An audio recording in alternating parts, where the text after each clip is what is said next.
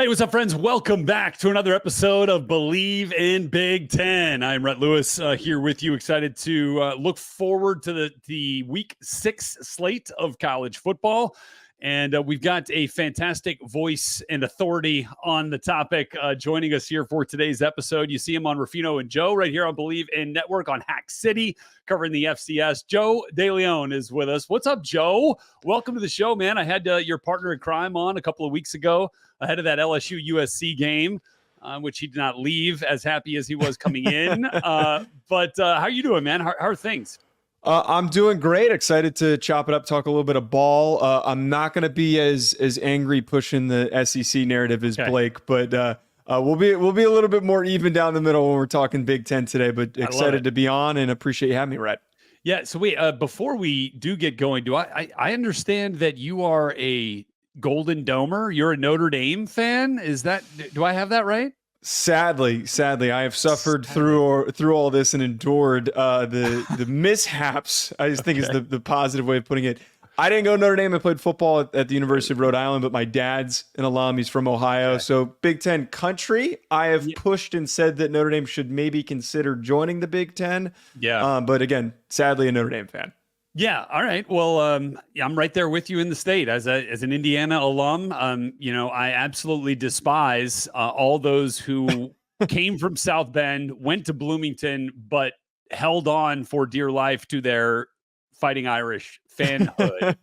I could never understand how you could go to one college and be a fan of another. Right. But that's part of what's been happening here. Now that may be shifting a little bit now that Curt Cignetti has taken a hold of this IU program, which we'll get into here in just a little bit. Want to remind everybody at home, check us out on the Bleav Network YouTube page where you can find the Bleav in Big Ten playlist, and you can get into the comments there and join the conversation. We got a great Big Ten viewership and listenership community there, eager to talk some ball with you. You'll find us in the comments as well. Joe, let's start here with a topic we've broached a number of times here on Bleav in Big Ten, and that is the idea of, Big Ten versus SEC as, the two power conferences in collegiate athletics right now, and two that will dominate the field when it comes to college football playoff selection. Ahead of the season, I kind of felt like the Big Ten, while maybe not as much of a cluster at the very top like the SEC has, but I thought top to bottom, you might see the Big Ten make a real case in terms of like overall conference depth, especially as you got out of the divisions where teams were just cannibalizing each other, especially in that old Big Ten East. So now I think, Tennessee and Alabama, I think have played even better than most of us thought they would this early in the season. And so you've got four SEC teams sitting right there in the top five, all surrounding Ohio State right there at number 3. In your mind, at the very top, how do you feel like Ohio State with the Big Ten stacks up to the Alabamas, Texases, Tennessees, and Georgias right now? Admittedly, I think that obviously that question's a little hard to answer because we've actually seen all those teams face off with some sort of a test on their schedule at a certain point. I mean, even Texas has had the opportunity to play a Big Ten team, and we saw that separation. Right. Michigan wasn't exactly the best barometer for determining the quality of the Big Ten this year for the reasons we've seen, not having a passing game. I do think, though, that next week when we see Ohio State face off with Oregon, we're going to be reminded and we're going to have a clear vision for how good they are in this national landscape conversation. I think that there is a lot of push for what you mentioned with Tennessee, with Alabama, and I think some people are taking positives away from the Georgia performance despite the loss. I think that Ohio State is a good head above what Oregon has on the field right now. Oregon is still feeling themselves out, and if they win that game handedly, we will return to the discussion that they are the second best team in the country, or at least tied second with that Texas team. Yeah, I'm so impressed with how good they've been defensively. They are stacked in every single position group. Their defensive line is deep. Their linebacking core is athletic. Their secondary has a number of future NFL players, either in this upcoming class. Right. Like Denzel Burke is the most premier one for this upcoming class that's shined to me so much. It all comes down to, though, is how does that offense look when it faces a true test, when it goes up against a more competent defense, unlike playing against Marshall and against Michigan State? I have hopes that they will play well, though. Yeah, and look, I thought that they handled their biggest and best test yet last week against Michigan State about as well as you could hope. And I think the one thing that kind of unites the Big Ten and the SEC right now are the play of two true freshman wide receivers, and Ryan Williams and Jeremiah Smith.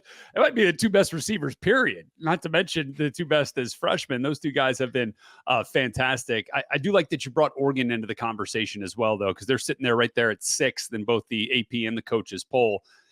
Now, this season did not start the way that I think everyone anticipated Oregon to come out firing, right? With a player like Dylan Gabriel coming in at quarterback, and then with all the returning explosiveness of Tez Johnson and I mean, like the run game, Jordan James, Noah Whittington, and then you get Evan Stewart transferring in from A&M. And what I have seen from Oregon, and stop me if you think I'm wrong here, is a steady build.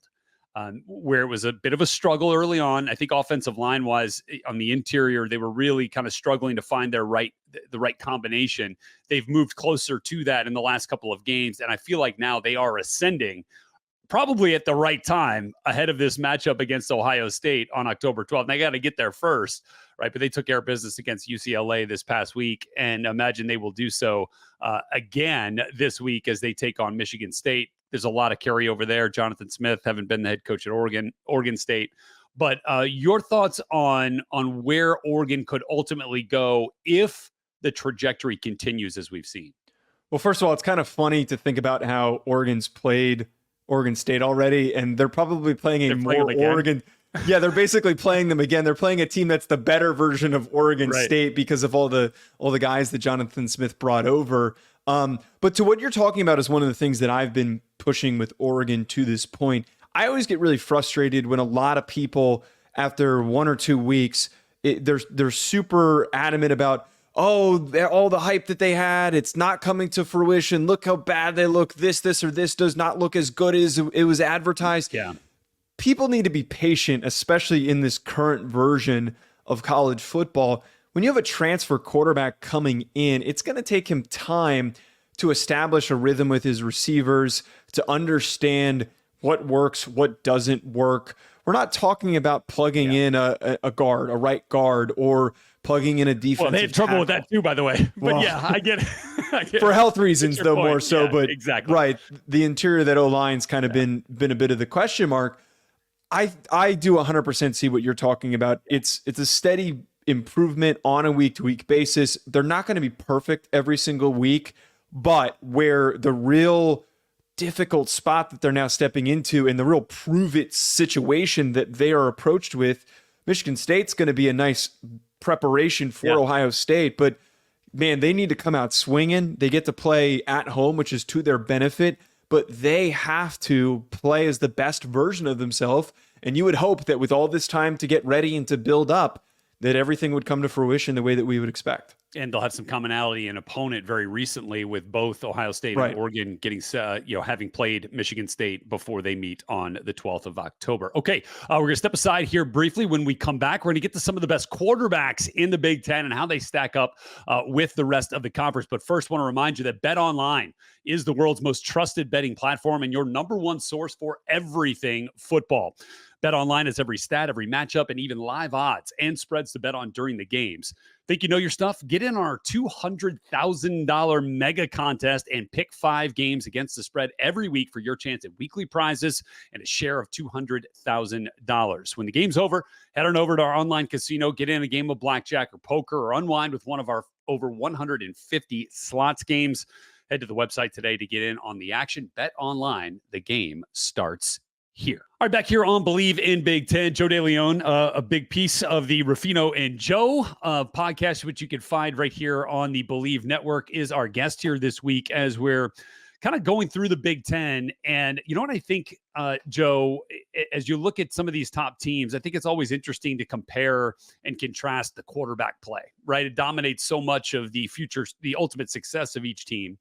And you got a team right now that is sitting at the top of the conference because they're 5-0 and they've played 5 games, the Indiana Hoosiers.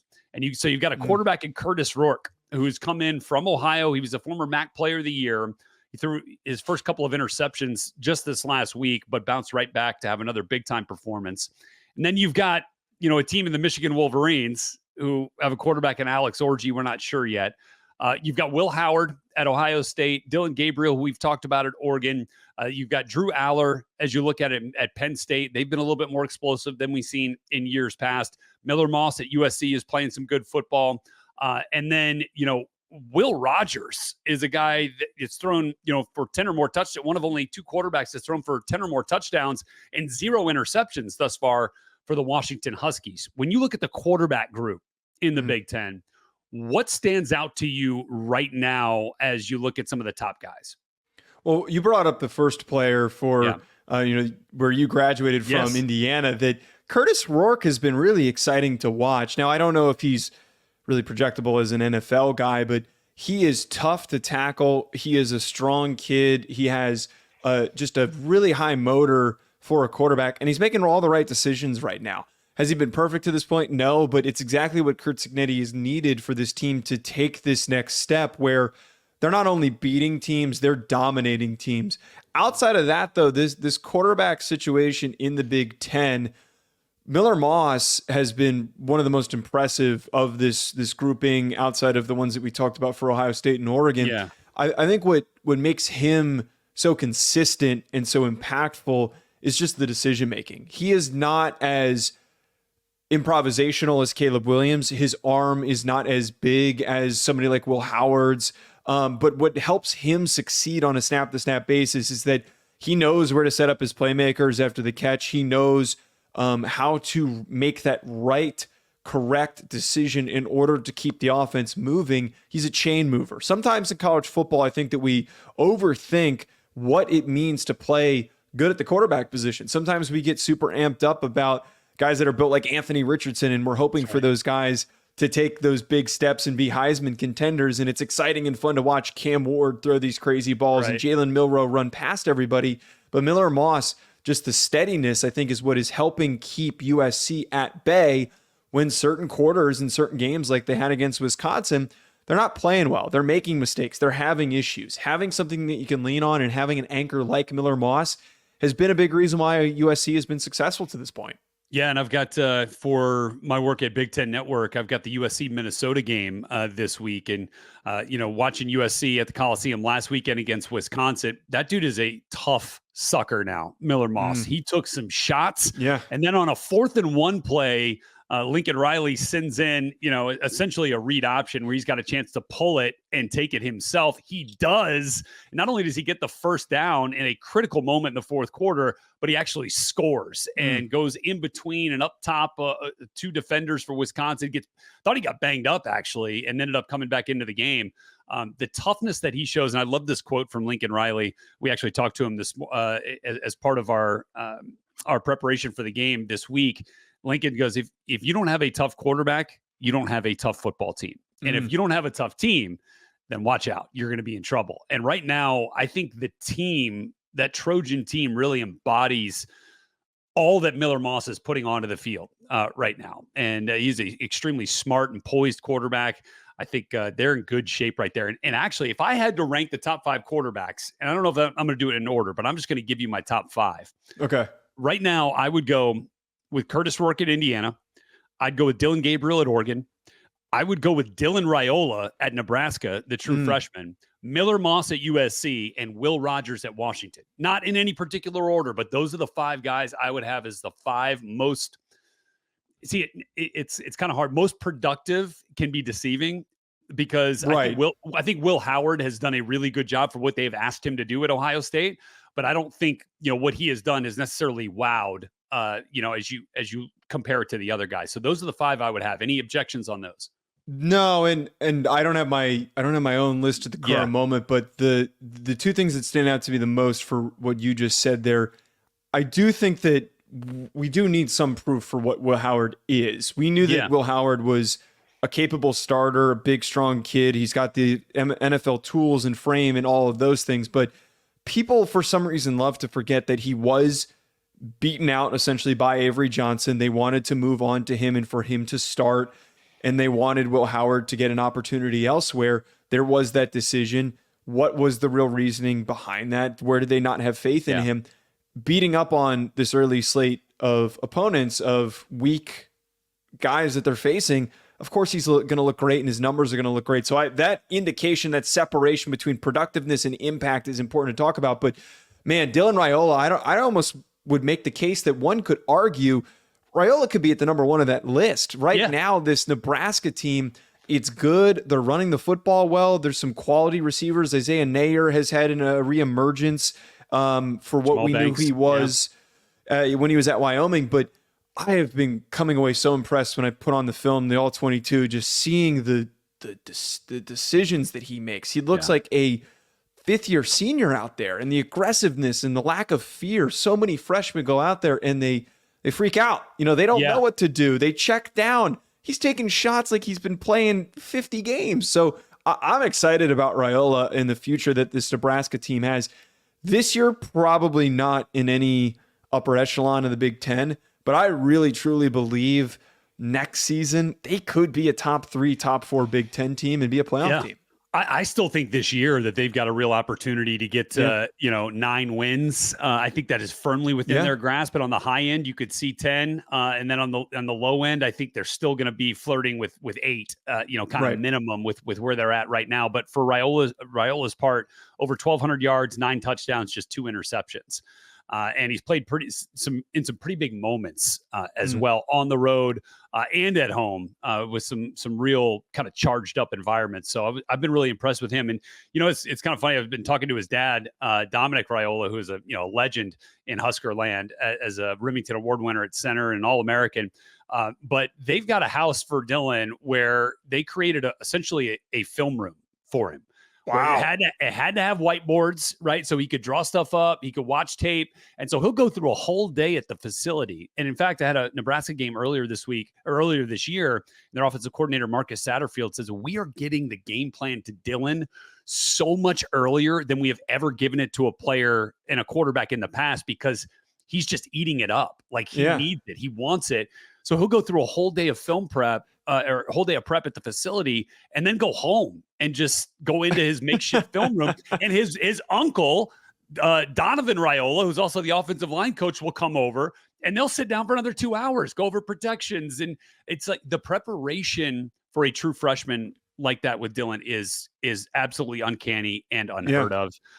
So I think that the ceiling and the trend line only pointed up for Dylan Raiola and a lot of those quarterbacks we talked about. Okay, we are going to step aside one more time. When we come back, going to get to some of those surprise teams that we've seen thus far in the Big Ten. And, well, I mean, the 2 biggest ones start with the letter I at the front of their institution, into Indiana and Illinois and even Rutgers when we come back. But first, need to talk to you guys about what I consider the most important part of the outfit, the lid. Okay, let's talk about your hat. And if you've been catching up with us regularly here on Bleav in Big Ten, I love my hats. Now, the problem is, got a lot going on at the house. Go outside, got to get some yard work done, come back in, record a show. And all of a sudden I've got sweat stains all over the hat. I've got, evidence of wear and tear. Well, if that's the case, you're doing it wrong. You need a hat to keep up with you, and that is where Melon comes in. These aren't your average hats. Melon makes the most premium and durable headwear in the world. So whether you're recording a podcast, whether you're tailgating at the grass lots across from the Rocket Memorial Stadium in Bloomington, Indiana, or walking around Haymarket near Nebraska's Memorial Stadium in Lincoln, whether you're working out or on the golf course or heading out for a date night, Melon is the hat you need. They're built to last 5 times longer than any other hat. It is my new favorite hat. I've been wearing my Melon for the past few months. No sweat stains, no smell. Looks the same as the day I took it out of the box. And I get a ton of compliments on it every time I wear it. Even better, they have different options for you depending on the season, depending on the climate, depending on the temperature. If you're warm out or you're jumping into a pool, lake, or ocean, get the Hydro collection, which I'm rocking right here. But then when it gets cold and you need to stay warm, don't worry, Melon has you covered there as well. They have a full thermal collection with different levels of warmth to keep you on the go this winter. So truly, if you are a USC fan in LA or a Rutgers fan in Piscataway, Melon has a hat to fit your needs. So if you're looking for a hat as tough as you, check out Melon. You won't wear anything else after you get one for yourself. Well, we've had some undefeated teams here in the Big Ten that have taken the nation by surprise. 3 of them going into last week. Illinois coming off a big win over Nebraska in Lincoln. Indiana at 4-0 after a win over Charlotte, going into a matchup against Maryland. And then how about the Rutgers Scarlet Knights going into a matchup against Washington, undefeated. Two of those three would leave week 5 undefeated, with Illinois suffering a loss at the hands of Penn State. But Indiana and Rutgers continue in the ranks of the unbeaten. What has impressed you, Joe, about the way those two teams have approached this season, albeit very differently stylistically? Starting off with Indiana, I had spent my college career having to deal with Curt Cignetti. I was playing at Rhode Island, and that's right. There was one year where we were good enough to maybe make the playoffs. We were 6-5, and we were getting better. We had 3 guys that were good enough to go on to the NFL, and man, our dreams were crushed quickly because of having to deal with Curt Cignetti. I faced him when he was at Elon, and he turned around a nothing Elon program into a quality team, a rankable team. And JMU, we know how good they are. He's a big reason for their ascension recently. He said it in his opening press conference. Google him. He wins. And we're seeing that right now. It's almost one of those things where it's unquantifiable. You look at this roster, there's not any first rounders starting for this team at this current moment, unless we're missing somebody. Yeah. He is one of the true motivators in this game. If we were playing college football 25 and we were picking out his archetype, it would be motivator. He knows how to get the best out of his guys, and it all starts with the confidence that he brings on a week-to-week basis. That's what it all comes down to. Being well coached, showing up, fighting for 4 quarters. They are better than the entire bottom half of the conference, and they're good enough to compete with those teams in the middle. I think that they're going to have a great game this weekend against Northwestern. They're not going to have any problems. Rutgers has been super fun to watch, being a New Jersey guy. I love Kyle Monangai. He was one of my favorite summer scouting guys for this upcoming draft class when I was watching tape for the 2025 class. Love the mentality. He is not afraid to hit people. He is attacking every single gap that is given to him, and he's the reason why they're winning right now. Their passing game is still yet to show up. Their defense plays great in spurts, but what has helped really boost them is their O-line play, really mature veteran offensive line, and Monangai's hard running style. I think both these teams, with very easy schedules, I forget what they are off the top of my head, but they've got super easy slates the rest of the year. Especially Rutgers. Yeah. No Ohio State, Michigan, or Penn State. Or Oregon.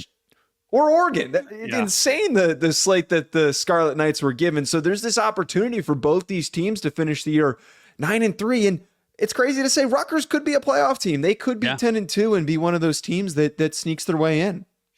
Yeah, and then for Illinois' piece of the puzzle, they will look to bounce back this week against a team in Purdue who just fired their offensive coordinator, Graham Harrell, 5 weeks into the season. So things are not trending the right way for the Boilermakers. So it could be an opportunity for Illinois to get back on track before they have to take on Michigan at home the following week. Actually, Illinois is off this week. They get Purdue on the 12th. So and even more of an opportunity to kind of get right and get healthy before they get back into conference play. One thing I'll say about Indiana that's really impressive, Joe, and I imagine you would agree, is talent evaluation. I would say 90, and I haven't done the official math on this, but I would say 90% of the points that have been scored by this Hoosier team have been scored by players that were not on the team a year ago. Wow. Like Omar Cooper at wide receiver and Anderson Kobe at wide receiver are the only 2 guys that have scored meaningful touchdowns for this team that were on the team a year ago. Like, that tells me that they know what they want in the portal. They know the type of player they can get, and they have the scheme that fits their skill sets. And that is so important in today's world. Yeah, absolutely. Finding gems and finding production from anybody that you can get is a huge testament to the coaching. And they maybe not as portal heavy as like a Florida State or an Ole Miss, but we see the difference in the production from those types of teams that have to bring in guys in the offseason. So again, I'll give all the credit in the world, even though he made things so frustrating when we played against him. I will always commend Curt Cignetti for being as good of a coach as he is. Oh, for sure. Well, Joe, you are a 5-star prospect for us here, man. We sure do appreciate you giving us a few minutes of your time here on Bleav in Big Ten. Be sure to check out Joe on the Ruffino and Joe show on Bleav Network, and what he does for Hack City covering the FCS. Great roadie right here, Rhode Island's finest with us, Joe DeLeone. Joe, thanks so much again. Appreciate all you guys for being with us on Bleav in Big Ten. We'll catch up with you next week.